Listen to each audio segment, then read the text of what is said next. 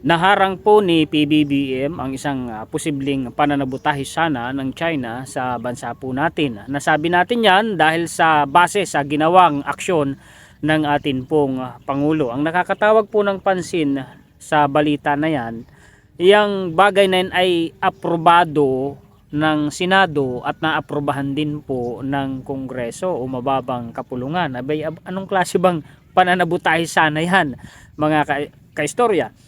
Yan po kasi ang sabi sa balita ay may kaugnayan sa Pogo. Ay di po ba mga kaistorya, itong Pogo ay dati nang ipinagduda ng dating senador at ngayon ay tumatakbo ulit sa pagkasenador na si Sir Panfilo Lacson, na posibleng tayo napasok na ng nasa 2,000 hanggang 3,000 Chinese military dahil dyan sa Pogo na yan. Ano ho?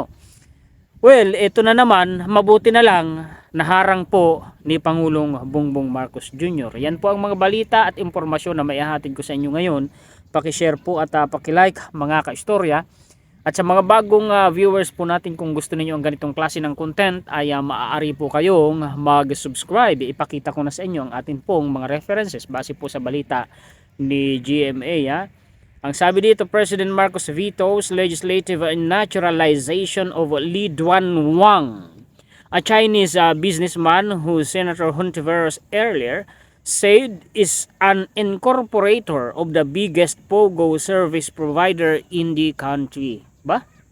Ito dati ko na itong ginawa ng content at ako'y naalarma din mga ka-istor kasi mukhang expected ko na noon pa nung ginawan ko ito ng content na posible ka ako makalusot ito sa Senado kasi isa lang ang kumukontra noon sa Senado noong pinag-uusapan itong bill na ito na nakalusot na nga mga kaistorya ay ang kumontra lamang kaisa-isa ay si Senator Riza Hontiveros. Ako napapabilib na ako kay Senator Riza sa ginagawa niya mga kaistorya.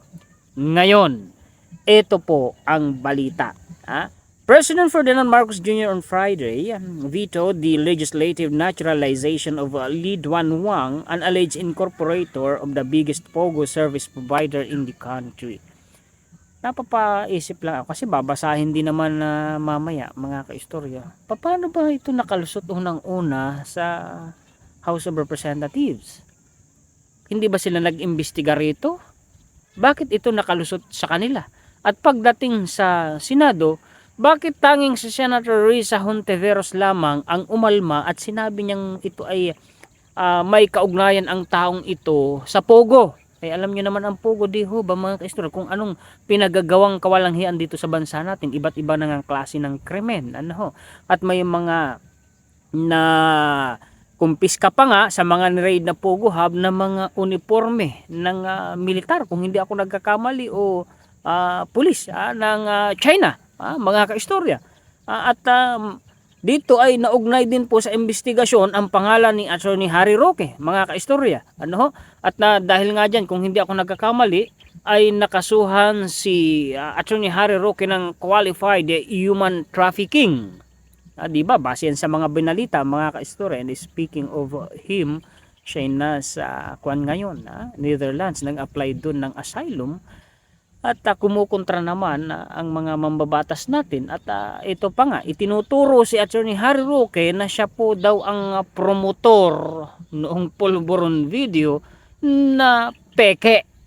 Ikinanta siya at itinuro siya, mga kaistorya, ng isang dating DDS vlogger. Sabi pa nga sa isang balita, ay noong pinayagan umano ng dating administrasyon o ginawang legal ang Pogo dito sa Pilipinas ay parang bagang binuksan ng Pilipinas ang pintuan natin para sa mga kriminal na Chinese nationals. Tingnan nyo kung anong mga pinagagawa dito sa bansa po natin.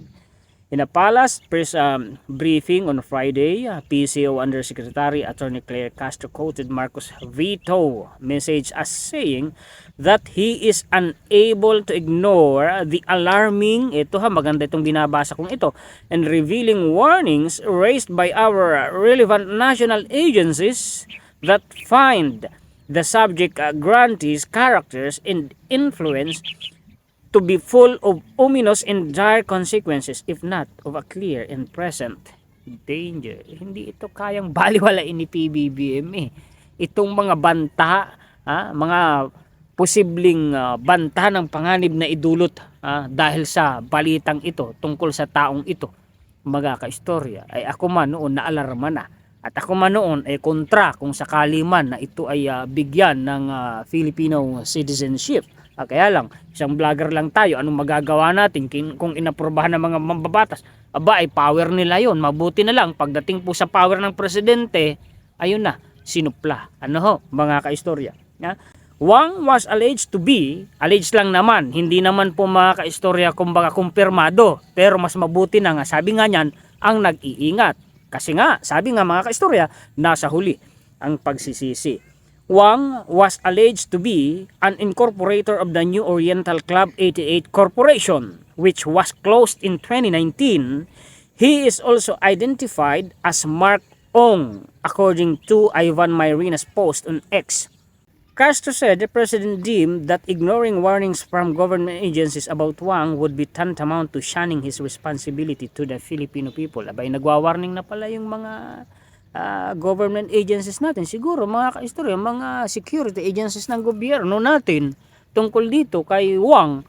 Abay, kung babaliwalaan naman yun ni Pangulong Bongbong Marcos Jr., ay parang binaliwala na rin po niya ang responsibilidad niya sa sambayanang Pilipino. Ang Filipino citizenship ay isang pribilehiyo. Hindi lang basta pribilehiyo yan. E paano na naman tayo ng mga natural Filipino born citizen? Tayo talagang mga taal na Pilipino. Pribilehiyo lang ba yun? Hindi. Hindi. Para sa akin, higit pa yun sa pagiging isang pribilehiyo. At hindi ipinamimigay ng basta-basta. Tama naman. Hindi rin ito dapat gawing kasangkapan upang pagbigyan ang pagsulong ng mga kadudadudang interes. Kaya Benito, kasi pinagdududahan din ng Pangulo base sa mga warning ng mga government agencies natin. It should not be used as a tool to advance suspicious interest. Kaya nahilahan na naman talaga. At tanong lang, uulitin ko, bakit po dyan sa Kamara inaprubahan ninyo? At dyan sa Senado, bakit inaprubahan nila? Anong meron? Yun ang tanong. Asked about the proposed measure support from majority of senators, Castro said, nais ipaalam ng Pangulo na kung may mga kadudadudang interes ang grantee at hindi naman po bingi ang ating Pangulo para dinggin at pakinggan kung ano yung kanyang mga nakukuhang mga data or facts about supposed to be grantee. So kung nagkaroon man ng desisyon ang Kongreso na patawan or bigyan ng Philippine citizenship itong si Lee Duan Wang, hindi po kumbinsido ang Pangulo, Castro shared. Sarap pakinggan anong sinabing yun.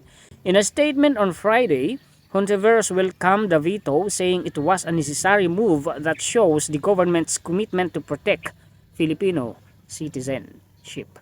Paano kaya kung isang pro-China ang nasa Malacanang? Ano kayang magiging kalagayan ng Pilipinas ngayon, mga kaistorya? Nakapo. Hontiveros said Wang's multiple taxpayers IDs, kita ninyo bakit multiple taxpayers ID, supposed links to illegal pogos and alleged affiliation with a group that is reportedly tied to the Chinese Communist Party reflects bad faith on his part. Kita ninyo yun ang nakakaano pa doon, yung kanyang tie o kaugnayan umano nitong pogo na ito. Mga kaistorya, grupo ito sa Communist Party. Yan yung gobyerno ng China mismo. These are not small issues or minor technicalities rewarding Wang with a Filipino citizenship. Despite these red flags would have sent the wrong message and set a dangerous precedent. Totoo yun. I firmly believe that rejecting Lee Duan Wang's application is a firm stand for our national interest. Pinoprotektahan lang ni PBBM ang bansa natin. In an earlier interview, Senator Sherwin Gatchalian said has a business in the Philippines and that there were no derogatory reports about Wang. He added there was no concrete evidence that would prove Wang's alleged ties to Kailangan ba na may concrete evidence? Yung mga government agencies na nagdududa umano. At yung sinabi ni Senator Risa, kumbaga parang pinagtatanggol dito ni Senator Gatchalian si Lee Duan Wang. Dagdag na balita, hinimok ni Senate President Jesse Escudero si Senator Amy Marcos na wag gamitin ang Senado bilang platform Sa sariling political agenda, ito ay kasunod ng pahayag ng senadora na nadismaya siya sa hindi pagpirma ni Escudero sa contempt order na inisyu ng Senate Committee on Foreign Relations kay Special Envoy on Transnational Crime Marcos Lacanilao. Sagot ni Escudero, hindi siya tumangging pirmahan ang contempt order after several hours of Ambassador Lacanilao's unauthorized detention. Unauthorized daw umano. I directed his release both as a matter of regularity and out of humanitarian consideration as his grandfather is to be laid to rest today. So makikipaglibing. Upang sumunod sa due process, nag-issue si Escudero ng show cause order kay Lacanilao upang magpaliwanag sa loob ng 5 araw kung bakit hindi siya dapat i-contempt. Ganun pa, sabi dito, banat ni Senator Escudero, ni Senate President, no? Kay Senator Amy. I urge Senator Amy Marcos to refrain from using the Senate as a platform for her own political objectives and to instead use her name, title, and influence as a bridge towards unity. Aba, binakbaka niya dito. Kumbaga, ginagamit ni Senator Amy ang Senado para sa kanyang mga political objectives. Ganun. Yan po ang mga balita at impormasyon na maihahatid ko sa inyo ngayon. Pakishare po at pakilike mga ka-istorya kasama ang ating reaksyon, komentaryo, opinion at kritisismo. Sa mga naghahanap po, patalastas, sa mga naghahanap ng dekalidad, matibay at mura na hollow blocks ay sa Siete Brillantes na po kayo bumili. Screenshot nyo ang kanilang contact number at tawagan ninyo. Sabihin lamang ninyo na kayo ni-refer ni Juan Historiador upang bigyan nila kayo ng malaking discount. Malaki ang matitipid ninyo. Bukod pa, mas mura talaga sila magbenta kaysa sa iba at matibay mga ka-istorya. Ang kanilang lokasyon po ay along Paitan Road, Barangay Batunlapok, Butulan, Zambales. Project 4 pala. Paitan Road, Project 4, Barangay Batunlapok, Butulan, Zambales. So sa mga naandyan po, sa mga Butulan, sa Iba at Kabanggan, ay dyan na po kayo pumili. Salamat sa mga solid ka-istorya natin. Sa buong mundo, shout out sa inyong lahat. Mabuhay po kayong lahat. Salamat din sa mga bagong viewers natin. Kung nagustuhan ninyo ang ganitong content ay maaari po kayong mag-subscribe. Muli, ako po si Juan Historiador, ang tagakwento ng totoong istorya ng kasaysayan na nagmamalasakit sa kapwa ko Pilipino at nagmamahal sa bayang ito ang bansang Pilipinas. Nagpapasalamat tayo higit kanino man sa atin pong Panginoon.